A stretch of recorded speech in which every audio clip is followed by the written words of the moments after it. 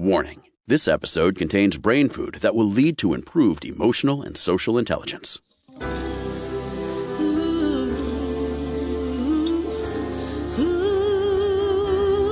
Give us 1 hour and we'll help you change the way you think about happiness. Harvesting Happiness with Lisa Cypers Kamen is fresh, optimistic, and purpose-driven media that promotes well-being from the inside out. Each week, Lisa spotlights diverse trendsetters and change agents who are the greatest contemporary thinkers and doers, devoting their lives to creating a better world in which to live. Your host, Lisa Cypers Kamen, is a widely recognized applied positive psychology expert, author, documentary filmmaker, and lecturer specializing in optimal lifestyle management. Let's get to it. Here's Lisa. Good morning, good afternoon, and good evening, wherever you are. Thanks for joining us on today's show, where you will learn how to walk a path of purpose and presence. My first guest is Sadhvi Bhagawati Saraswati, and she serves on the United Nations Advisory Council on Religion and on steering committees of the International Partnership for Religion and Sustainable Development, also known as PARD. In addition, Sadhvi is a part of the Moral Imperative to End Extreme Poverty, a campaign by the United Nations and World Bank. Sadhvi has lived for the past 25 years at the Parmarth Niketan Ashram in Rishikesh, India, where she oversees a variety of humanitarian projects, teaches meditation, lectures, writes, counsels individuals and families, and serves as a unique female voice of spiritual leadership throughout India and the world. In addition, she is the author of Hollywood to the Himalayas, a journey of healing and transformation. Welcome, Sadhvi. Thanks for joining me on the show today. Well, thank you so much. And it's such a joy to be together with you, and especially talking about such a critical and powerful topic. I agree. And one that if we all perhaps focused a little more upon, what are we really here to do in our lives? Finding our way to that place of purpose and wholeness that the world would experience a lot more joy. Absolutely. One of the things that I realize so deeply is we don't know who we are. And since we don't know who we are, we don't know what to do.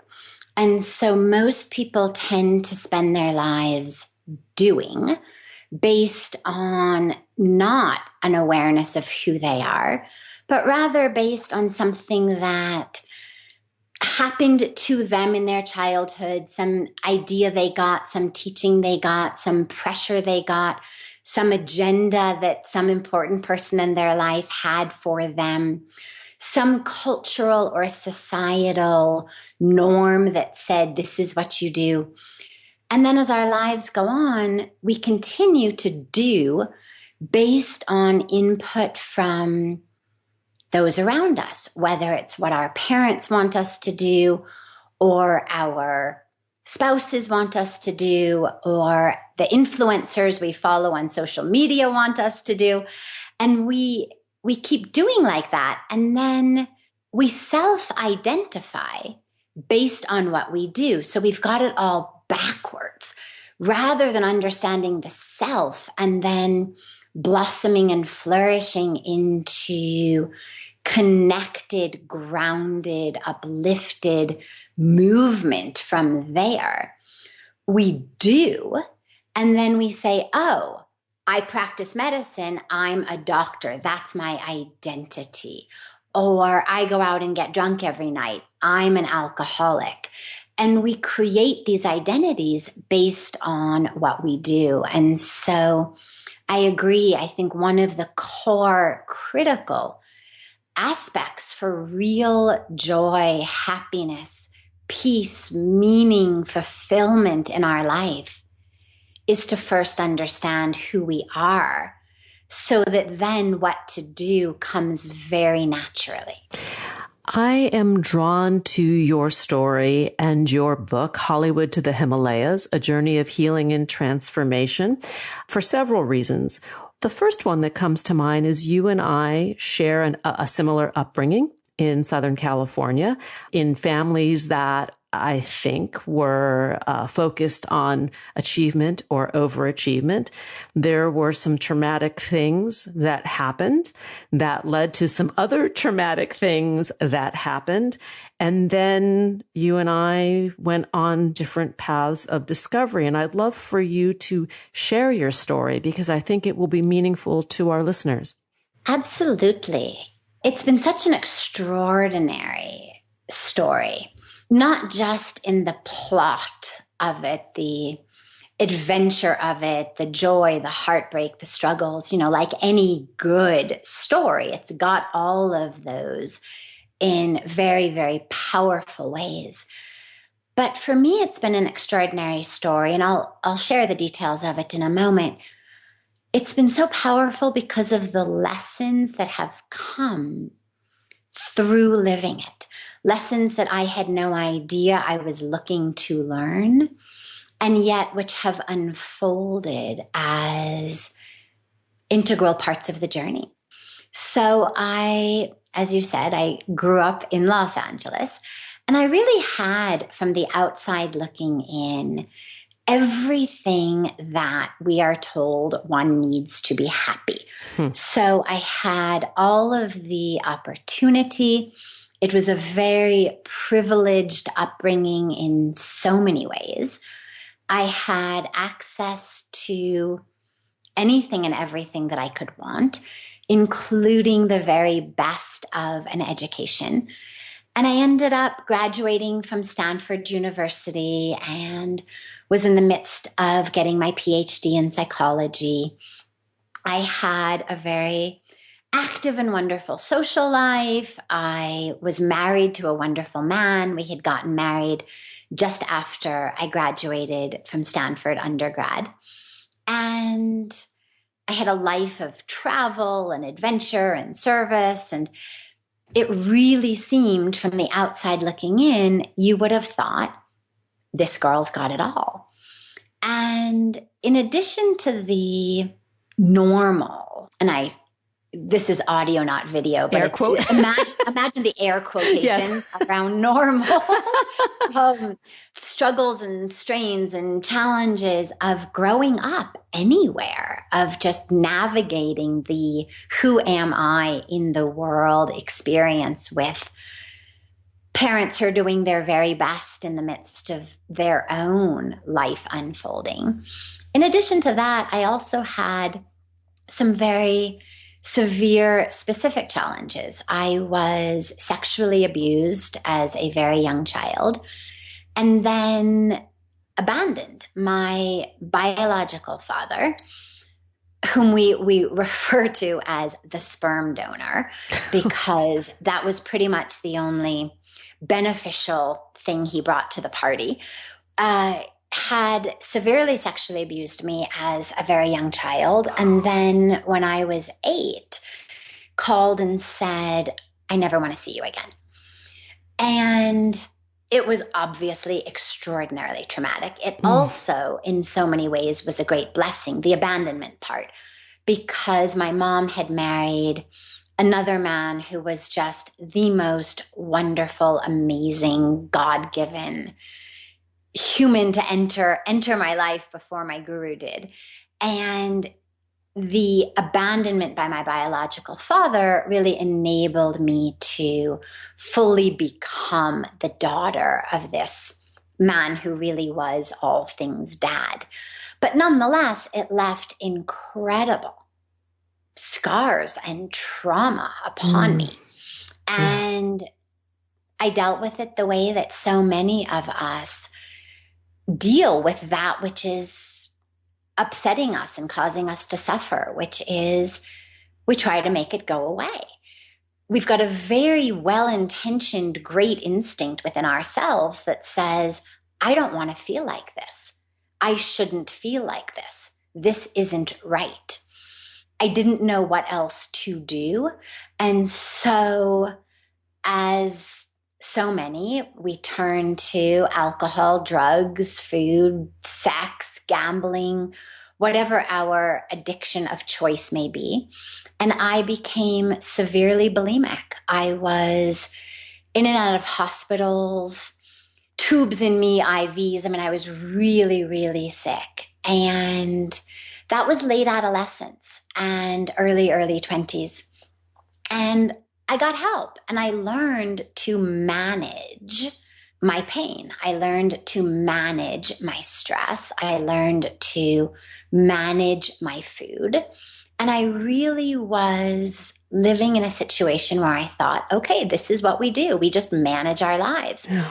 And I manage my marriage, and I manage the stress around school, and I manage having to eat 3 times a day, and I manage all of these things. And everyone I knew was pretty much doing their own version of managing their lives. Everyone was on some spectrum of either managing well or managing not so well. But that was, it seemed, the very best we could hope for. And at 25, I traveled to India with a backpack, not because I was on a spiritual quest, but because my husband was. And yeah, I had never been on a spiritual quest. I had always felt that somehow it wasn't for me, that it wasn't applicable to me, that I was sort of tainted, damaged, not right, dark, impure, and not really worthy of all of that. And that was okay. I mean, in my managing my life, I was an academic. I was a scientist. I wasn't raised religious, so it wasn't this vacuum in me that I was aware of on any level. And then we land up in India, a place I had agreed to go only because I loved the food. I was a strict vegetarian and knew that I could eat really happily in India. And we get there, and fast forwarding, of course, through a lot of the really beautiful but nonetheless long stories that are in the book of how we ended up in Rishikesh, how we ended up at exactly the place where we did. I had this extraordinary spiritual awakening experience standing on the banks of the Ganga River, what we call the Ganges River. And my heart just exploded. And my entire way of thinking about myself and the world and my place in the world, everything exploded. And I just knew in that moment that I was one with God and that everything was perfect and beautiful. And I was part of that perfection. And of course, that didn't mean there was no more work to be done. There was still obviously a lot of work to be done. But it was such a powerful experience that literally for weeks just rendered me pretty much nonverbal. All I could say was just, oh my God, it's so beautiful. Oh my God, it's so beautiful. Oh my God, it's so beautiful. And that began the next 25 years of my life, where I've now been living in Rishikesh at Parmarth Nikatan, studying, doing a lot of spiritual work, and doing a lot of spiritual teaching. We're going to take a pause, and when we come back, we will continue the conversation with my incredibly interesting guest today, Sadhvi Bhagawati Saraswati. We're talking about what it means to find one's place on the planet. And her book is Hollywood to the Himalayas, A Journey of Healing and Transformation. To learn more, please visit www.sadvig.org, on Twitter at Sadhvi Bhagawati, and on Facebook, that page is Sadhvi Bhagawati Saraswati. Here comes the break. We'll be right back, and that is a promise. Hang on. Before we take that little break, I want to remind you about my harmless secret obsession. As a regular listener of the show, you know how I love to amuse myself with Best Fiends. In my humble opinion, it's the best match 3 style game out there. What I love most is that Best Fiends is an action-packed adventure and a brain-boosting puzzle game all rolled into one that challenges my mind in new ways. Not to brag or anything, but I'm strategizing and conquering my way towards level 5,396 and counting. Best Fiends is my go-to digital play pal, and I'm happily hooked. And if you're anything like me, you will be too. The fun never ends at Best Fiends because there are constant updates and always something new to explore. There's no game over with thousands of puzzle levels. You'll never run out of goals to achieve. So stop crushing the same old candy and try a puzzle game with something fresh to offer. Need a little mental pick-me-up? Stress less and play more. Come join me for a squeaky clean good time. Download Best Fiends free today on the App Store or Google Play. That's friends without the R. Best Fiends. Now let's take that pause. To learn more about cultivating sustainable well-being at home and the office, visit harvestinghappiness.com and explore Lisa's experiential on-site brain fitness workshops, corporate programming, and speaking engagement services.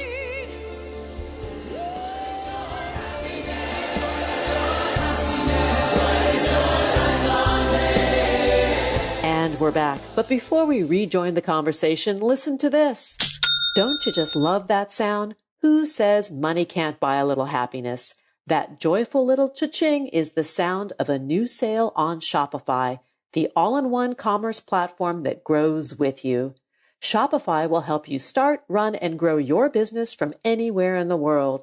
Shopify gives entrepreneurs like me customizable resources to make ideas into things that sell, and the extensive tools to help manage the back end of the business. Shopify is your gateway to building online sales and bringing new products to market possible. Oh, how I love that Shopify gives me the ability to instantly accept all forms of payment for my consulting work and retail sales. More than 10 years ago, I started this podcast to establish professional street cred and build a library of top-notch inspirational content in my area of expertise.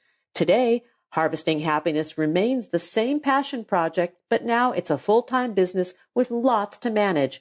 Shopify powers more than 1.7 entrepreneurs like me from first sale to full scale. Every 28 seconds, a small business owner is making their first sale with Shopify.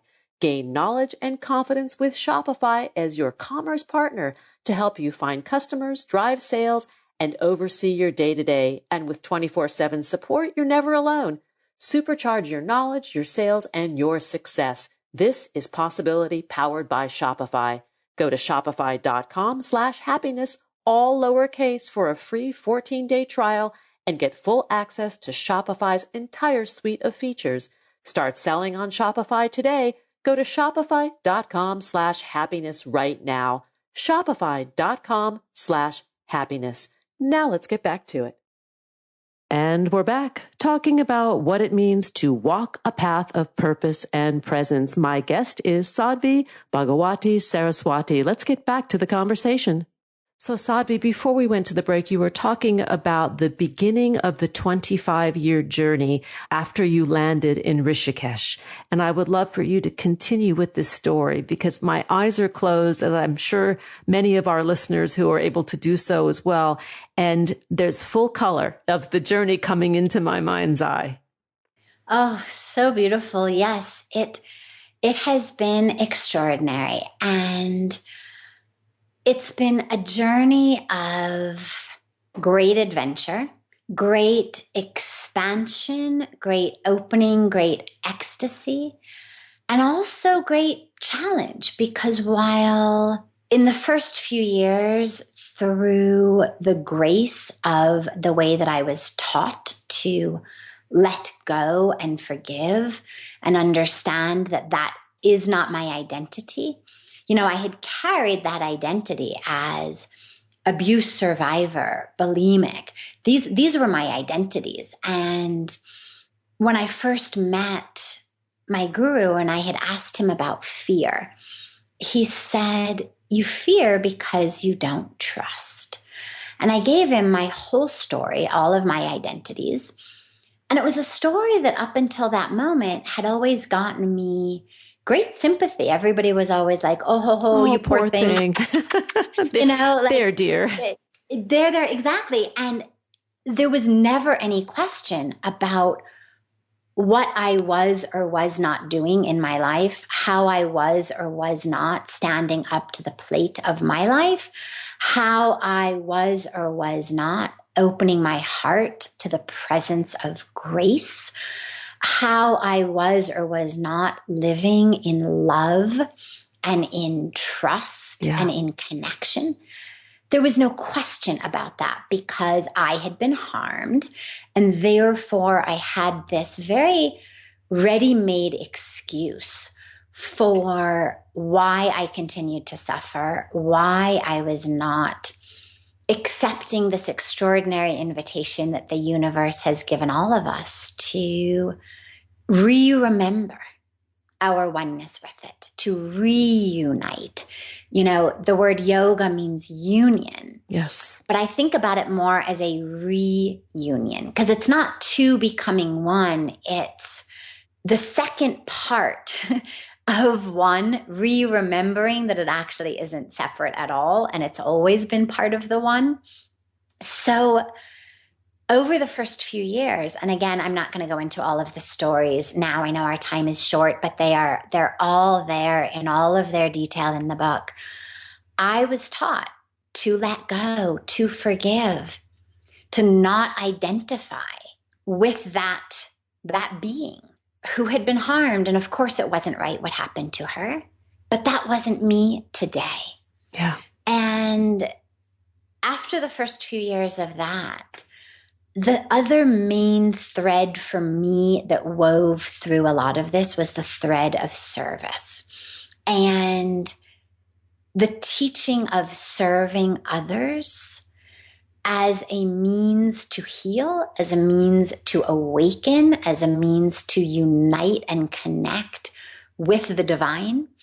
And it has been the most extraordinary 25 years. And of course, there have been new challenges in it. There are challenges of being a woman, and especially a white woman in a man's world of religion in India. There are challenges around decisions that we make in our life. You know, I always talk about life being package deals, and it's not a buffet. It's not that you get to say, well, I want this and I want that. I want to be a celibate, renunciant, spiritual leader, and I simultaneously want to be a wife and a mother. They don't go together. You can choose either one. Yeah. But you can't have them both. Now, of course, it's important to just clarify, you certainly can be a wife or a husband and a mother or a father and have a deep, deep, fulfilling, enriched spiritual life. But as far as life dharmas and paths go, if you're walking a path of renunciation and celibacy and the equivalent of being a nun, well, that precludes being a wife and mother in the Hindu tradition. If you live in Rishikesh, it precludes living anywhere else. And those were pieces that I struggled with at various times, believing that somehow if my meditation was just strong enough, I would actually be able to manifest a life in which everything could happen simultaneously. And I've realized over the years that life offers us this extraordinary option of different package deals. But it doesn't say you can pile anything and everything simultaneously onto the same plate and expect to have a life that is anything other than chaotic and frenetic and impossible. So those are other challenges that arose. Challenges of being a disciple. I mean, I was a super high achieving, young American Jewish woman. And to suddenly become a disciple of a male Hindu master, that was a challenge. What does that mean? Oh, I have 100 questions, but we'll have to have you back and we'll do a part 2. We'll definitely do a part 2 because I am seeing or getting the feeling that I'm understanding a bit of your dilemma. And at the same time, if we look at it on a very spiritual level, it's like, consider the uses of adversity. You know, there's the triumph over the initial adversities, and then there are these elevated adversities. And how does that play into your evolution? Absolutely. Exactly. And that for me is where writing this book has been such a blessing, because while everyone's physical journey is different and not everyone is going to walk literally, physically from Hollywood to the Himalayas via Palo Alto. In saffron robes. Exactly. The other arc, the journey of our way of thinking and our way of identifying and our way of suffering in our dramas, in our stuckness, is actually everyone's journey.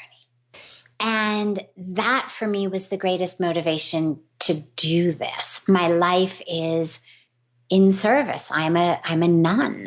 And of course, 100% of everything that comes in from the book goes directly to the charities for women and girls in the Himalayas.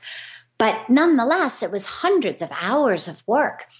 And I did it because I see so much suffering around the world that is due not to lack of food or lack of clean water or lack of education or lack of access to medical care, but that is due to our inability to break free from our patterns of thought.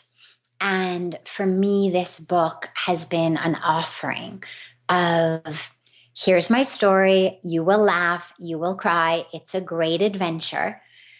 And it can be your story on the level of the healing and the transformation, that what I've learned applies to you as well.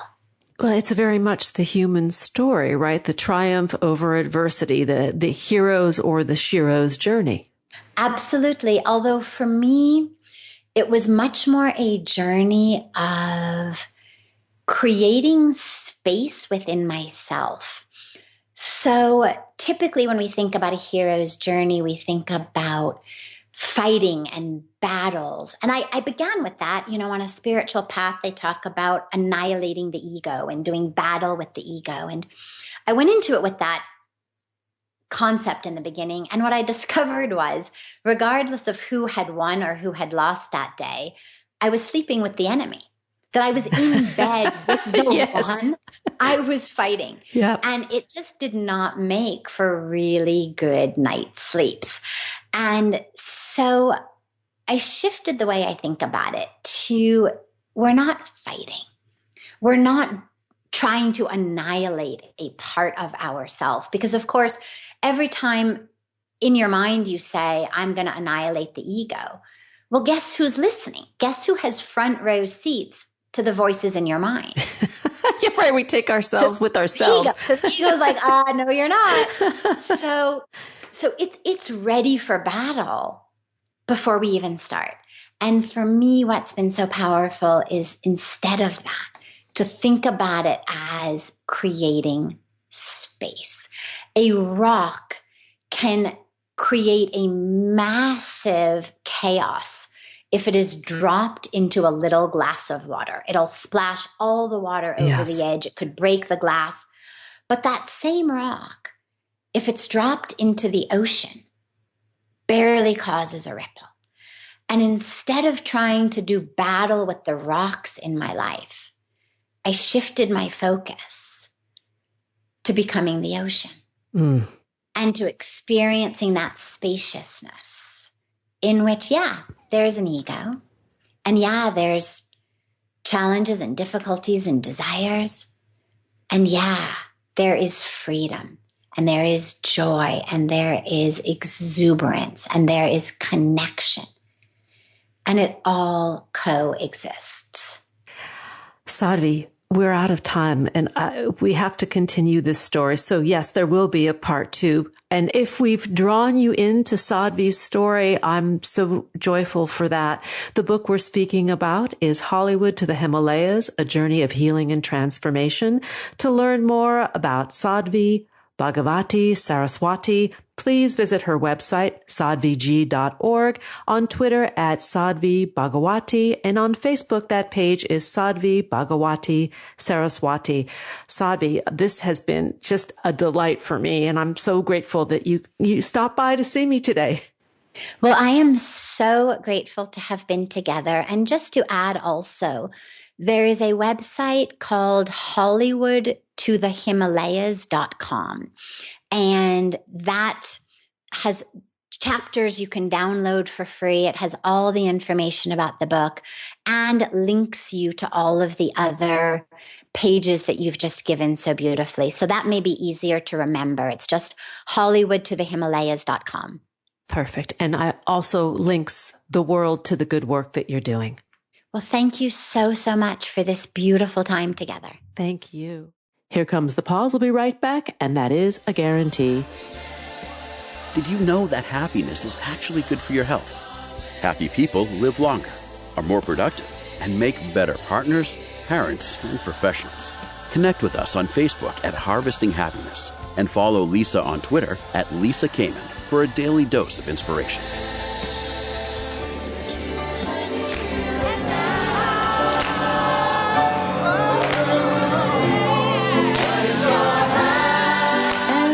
Continuing the conversation about what it takes to walk the path of purpose and presence. My next guest is Peter Russell. Peter Russell is a contemporary spiritualist. Russell earned a first-class honor degrees in theoretical physics and psychology, as well as a master's degree in computer science at the University of Cambridge, England. He also studied meditation and Eastern philosophy in India. He is the author of Letting Go of Nothing, Relax Your Mind and Discover the Wonder of Your True Nature. Welcome, Peter. Thanks for joining us on the show. Lovely to be with you. Oh, lovely to have you, and lovely to talk about this notion of more fully occupying our lives and what it takes, or perhaps it's the other way around, how little it takes to actually do so. Yes, exactly. That's the essence. We put far too much into the doing and far less into the undoing. Yeah. And talk about why letting go is so valuable. I mean, it really is a precious skill. Yes, yes. And it's something I think all the great spiritual traditions have talked about in one way or another.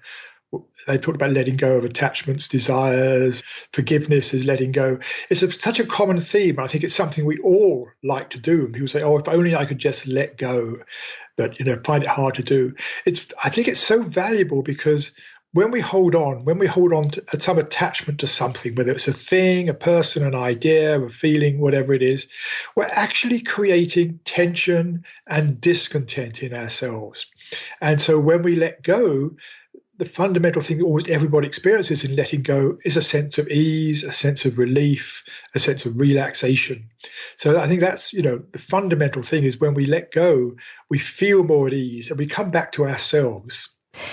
And yet it is very challenging for us because we're always, as humans, most of us are in a state of constant want, of grasping and clinging and wanting or desiring life or circumstance or ourselves to be different, right? And then that sets up this struggle, like you said, the constant tension.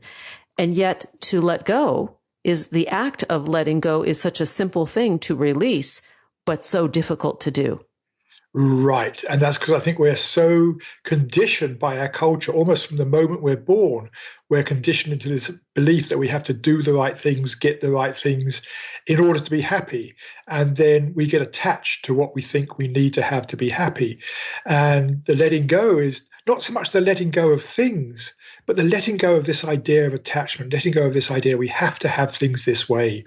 And I think that's what gets in the way of our really feeling at ease, is this wanting to make the world right the whole time. And I think, again, what all the great teachings and philosophies have said is, we do too much. We need to let go of that trying to do things. And what we're looking for ultimately is how to feel okay in ourselves. We're looking to be happy, to be at peace. And the holding on actually gets in the way of that. Paradoxically, we sort of think if we hold on to things, we're going to feel better. Yeah. But actually, it's the opposite. Perhaps it's when we hold on to something that we know isn't good for us, whatever the attachment might be, right? A person, place, thing, idea, or feeling, right? But at least it's a known quantity or known entity. So that if we let go of it, maybe on some level, there's a fear, well, what will we replace that with? Right. And actually letting go of something doesn't mean getting rid of it. It may mean getting rid of it, but it's really about letting go of our attachment to it, our sort of emotional, psychological investment in it. So it can still be there, but we've changed our attitude, we've changed our mind about it. So it's not necessarily about getting rid of something. It's more this inner change of mind that's important. Well, the title of the book is Letting Go of Nothing, right? Yeah. So what do you mean by nothing? Nothing, right? Nothing. Nothing. Well, we normally think of people say, I've got to let go of everything. It's the opposite. We don't need to change anything. The nothing is a sort of wordplay a bit. It's also no thing. What we're letting go of we're not letting go of the things themselves, whether they're material things or even thoughts and beliefs or things. We're not letting go of that so much. We're letting go, as I say, of our attachment, which is really letting go of the way we see things, which is, in a sense, it's a lens. Everything we see through certain lenses. And if the lens is one of neediness or desire or fear, that leads to a sort of attachment of how things should be. So the lens itself is not a thing, but what we're letting go of is a way of seeing, the way we see the world. So that in a sense is nothing. It's no thing. So it's really to get over this idea we've got to actually get rid of things in our lives. I like this concept because, you're not asking people to let go. Really, you're not asking them to really let go of things. You're asking them to let things be. Yes, exactly. And then the sort of letting go happens. And so when we let things be, the grasping ceases. We allow them to be as they are.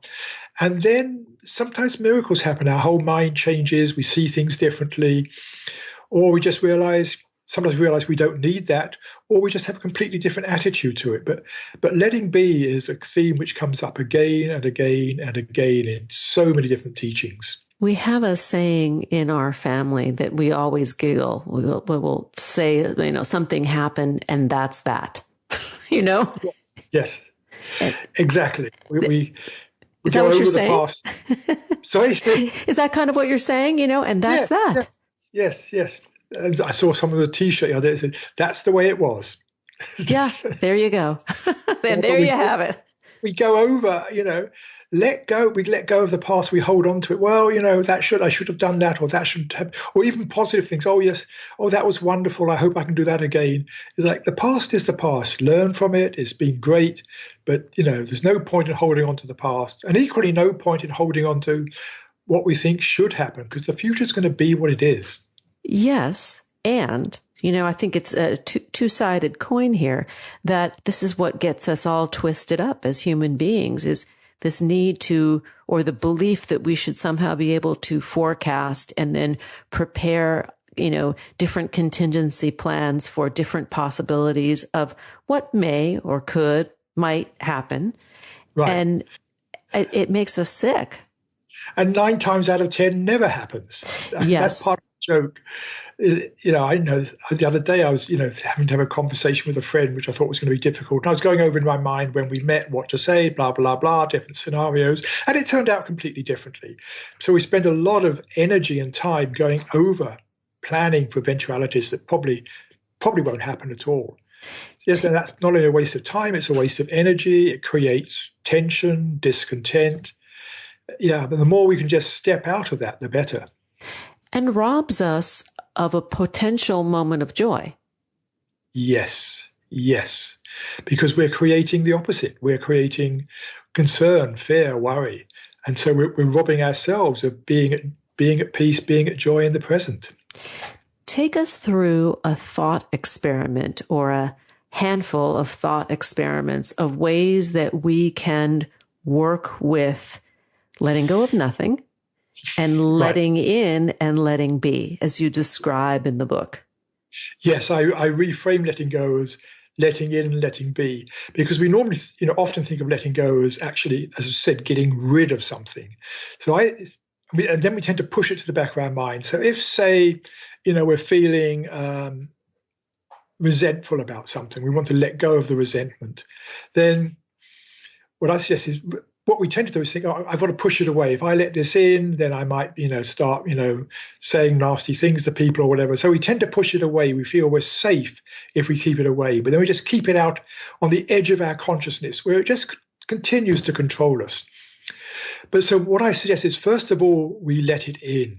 And by letting in, I mean, first of all, allowing in the experience. So if you're feeling something like that, notice what it feels like in the body. Be curious, because there's always something going on in the body. With any emotion, whatever it is, there's something going on in the body, because an emotion is what psychologists call it has an action tendency. An emotion wants us to do something. Even feeling depressed, wants us to sort of hide away or something. So there's something going on in the body. We may not notice it, but so the first thing to do is tune into the body, let it in, be curious. What's it feel like if I'm feeling this resentment? How's it feel in the body? Oh, there's a slight tightness here, or there's a slight, shaking there, or whatever it is. Let it in. But then also the other side of any emotion is there's a story to it, by which I mean there's something we are telling ourselves about what happened or what might happen. And so also let the story in. And so the resentment might be, this person shouldn't have done this. They got in my way, whatever it is. And there's some story there. Let in the story. And then also, once we let the story in, we can see it for what it is. We can also begin to ask, how true is that story, or what was going on in the other person's mind? And when you see the story, rather than have it out at the back of our mind controlling us, when you see the story and begin to look at it in a more sort of clear way, it begins to release. We begin to let go of it. So we don't actually do anything to let go the way I approach it, but we let in the experience, let it be, and then the letting go begins to happen on its own. Yeah. It is magical in that way. Yeah. And it's a practice, right? I mean, After all these years, do you find that you're 100% spot on with this 100% of the time? I had to ask that, Yeah, of course. No. Thanks for being honest, right? It's a practice. Right. Yes. It's an ongoing practice. And I think with any practice, we get better at it. We get better at the practice. And it also becomes more familiar. It becomes easier. And so, when we let go, there's nearly always a sense of relief that comes. And the more I can sort of taste that relief, the more that becomes a motivation to do it. It's like, I know, the holding on is just creating tension. It's just making me feel more upset, whatever it is. And so I know that the letting go works. And so it's like, and then I can just taste that, how it feels, that ease, that relief. And that becomes a positive feedback, encouraging me to do it more. But it's a continual practice. I mean, not every moment, but there's things that get me going. But hopefully I'm better at seeing them and releasing them than I was way back in the past. Well, I appreciate your candor about, saying you too, as the expert human, have to practice this. I think it makes you be, like a normal, regular person, which we all love to know that even experts have to be the student of their own teachings. Oh, yes, absolutely. And the book all comes out of my own experience of what I found works for me. And as I say at the end of the book, it's an ongoing process, and we each have to, find the best ways in our life to do this for ourselves. Let's take a quick break. in my mind's eye, as you were speaking, I'm hearing whispering words of wisdom, right? Let it be. Let it be, let it be. Let it be, let it be.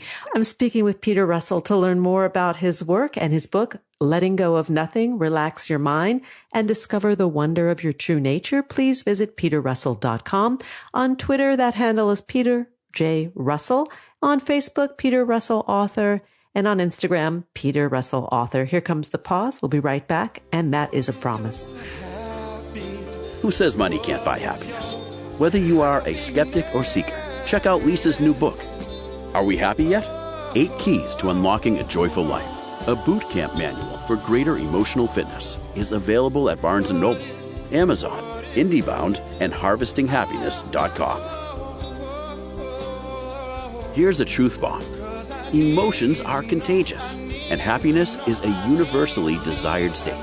But we tend to forget that we all have the freedom to be happy or the liberty to be miserable each day, regardless of external circumstances. Explore the journey of human happiness, how to find it and keep it, with Lisa's documentary film, H Factor. Where is your heart? Visit HarvestingHappiness.com to learn more.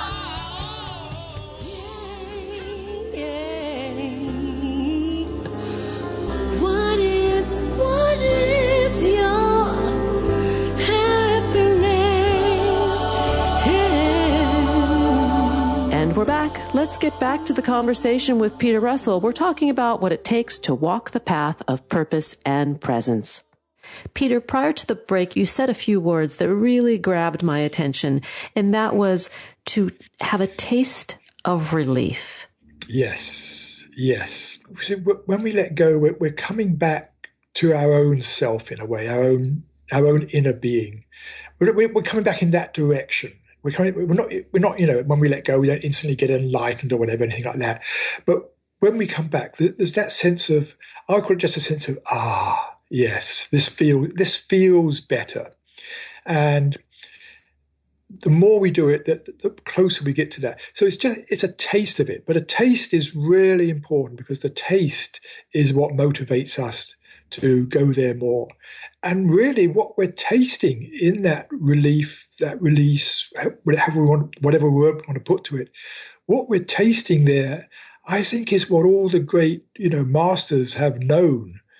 They've been living it. It's been their reality. So we're beginning to taste what, spiritual awakening is like. And I think, one of the things about it that comes up again and again and again is that it's a sense of ease, a sense of joy, a sense of peace. So that's what we're tasting when we let go. I find that one of the most juicy, tasty senses of relief, and I know that all of the listeners, everybody has had this experience where you grab that one breath, and at the release of that breath, there is this sense of full presence. You can't really describe what it is, but that's what I have in mind as you describe that taste of relief. Yes. And again, it's coming back. We come back to the present. And one practice that I suggest to people is a very simple one, is just pausing your thought, pausing whatever you're thinking, just in between two tasks when maybe, you finish doing your emails, you're going to make a cup of tea or something. You're already pausing what you're doing, just to pause in your mind, wherever your mind is, wherever your thought is, just to pause the thought and notice how that feels, what happens. And what most people notice is when you just pause what you're thinking, the present just becomes more present because we're so busy thinking something. Our attention was off down that avenue, wherever it was going.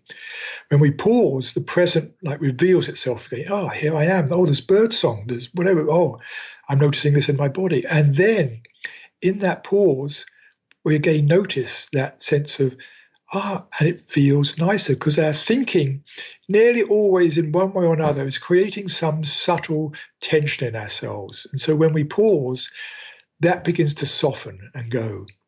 Yeah. Well, the thinking, let's talk about that thinking, because I don't know about you, and I'm sure our listeners can relate to this, that in that state of constant thinking, at times like our head hurts from thinking so much. Yes, yes. And some of it is necessary. I don't want to put thinking down. Thinking is great. Oh, it's a good thing. It's a very good thing. It makes us what we are, makes our culture what it is. But we also think too much. I'm thinking, if I look at my thinking, a lot of it is, as you said, unnecessary. Some of it is repeats. And so it's catching all that thinking that just preoccupies the mind. And most of it we'd be better off without. So yes, and when we're caught up in our thinking, that just leads us into more thinking, but leads us into maybe saying things or doing things which in hindsight weren't perhaps the best things to have done or said. So it also can lead us off astray as well when we get too caught up in it. Let's talk a little bit about meditation, because it is so much the flavor of the moment. Meditation has made great strides. Let's say in the last 10, 20 years, it was very popular. Back in the 60s and 70s, TM was coming on strong. And now there are so many different kinds of meditation and practices that are available to us. You say that meditation should be effortless. And I think that listeners should really tune up their ears for what you're about to share. Yes. Oh, there's so many ideas going around that meditation takes years of discipline and concentration. And sure, there's those practices and they have their goals, and not to decry them at all. But in terms of a simple everyday practices, just for coming back to a deeper sense of inner quiet and silence and being more present, effort gets in the way, because any effort just makes the mind more tense. And what we're looking at essentially in meditation, the sort of meditation I'm interested in, is allowing the mind to relax, and which is allowing the attention to relax. So as soon as we put effort into it, we're going in the opposite direction. That's why I always emphasize no effort, no trying in meditation. And what I suggest to people is just sitting quietly, best with the eyes closed, because then we're not so distracted by what's going on around us, and just noticing the present moment, not focusing on anything, not focusing on the breath or anything particular. You may notice the breath, you may notice sensations in the body, you may notice sounds, but just noticing, being curious as to what the present moment is like.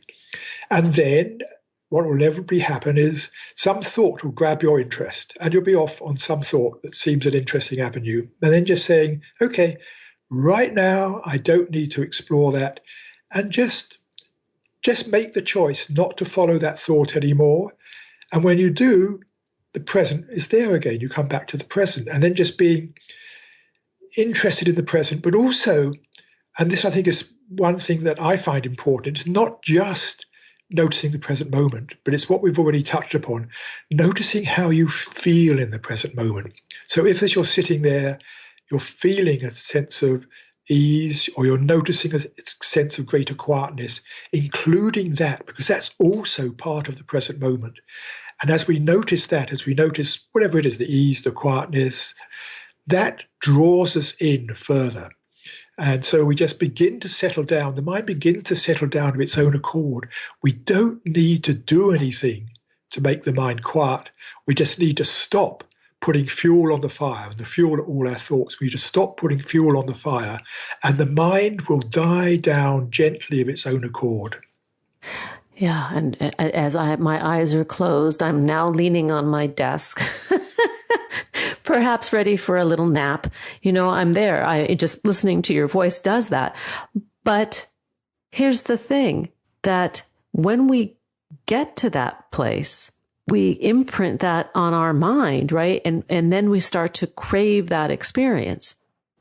I don't like the word crave. Okay, throw out the word crave. I didn't mean that anyway. No, I know desire. What you mean. Desire? Yes, exactly. Yes, which is in a way good, but I think what happens is we know it's there, and we know how to return to it. So what sometimes happens, people want to hold on to it. Oh, I'm feeling good, I'm feeling better, I'm feeling more joyful. They want to hold on to it, but you can't hold on to it. It'll go. And so it's about learning how to come back. And so Yes, there can be a desire, there can be a wish for that. It's a very natural wish because that's what we all want, is to feel quieter, to feel more at ease, to feel peace, more at peace. And so the more we have some practice to do, then the easier it is to come back. But yes, it can become a craving and attachment, and that's when it gets in the way a little bit. People become so attached to their practice, and this is the right practice, and this is what I must do. And you need to let go of that as well. But that defeats the purpose of the practice. Exactly, right? Exactly. It's just, as I say, it's just allowing the mind to relax. And it's not really getting anywhere. It's not getting to some new place. It's just coming back to a place that's there all along, but which we don't notice because we're so busy with our attention directed out onto all the things we have to do and think about.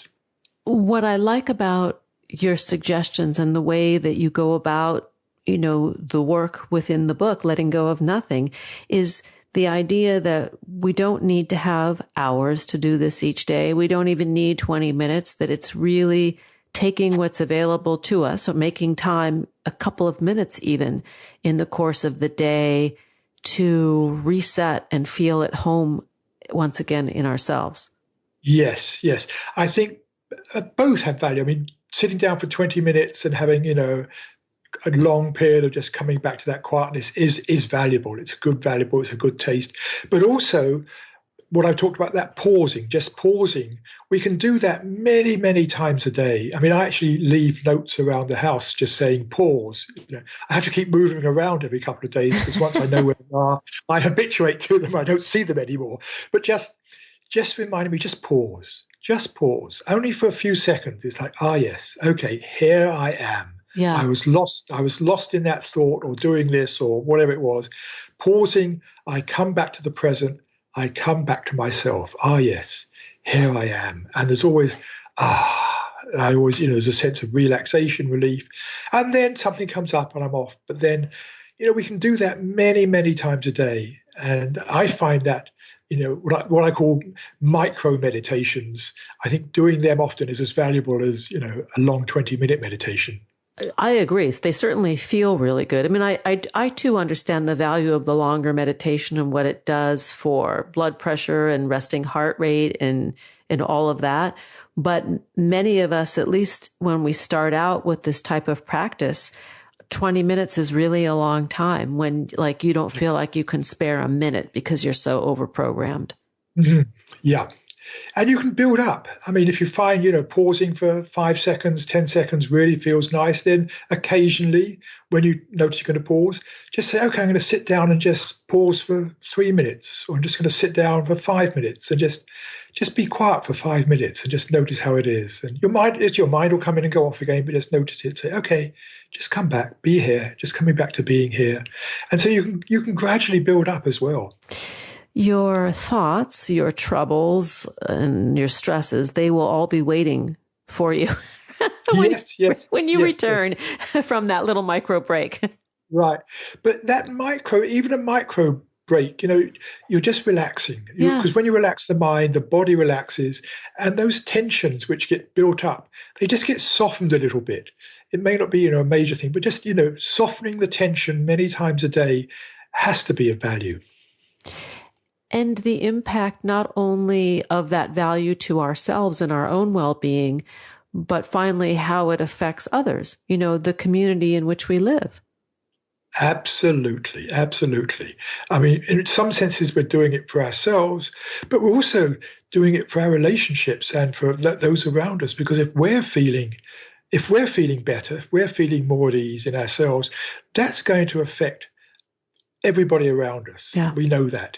And also, we're going to be, hopefully, a little less caught up in our misguided egoic thinking. And so we're a little less likely to burst out to somebody with something which we wish we hadn't said, or we're going to be more able to listen to what they're saying because we won't be so distracted by what's going on in our own minds. So yes, it definitely has a knock-on effect with everybody we interact with.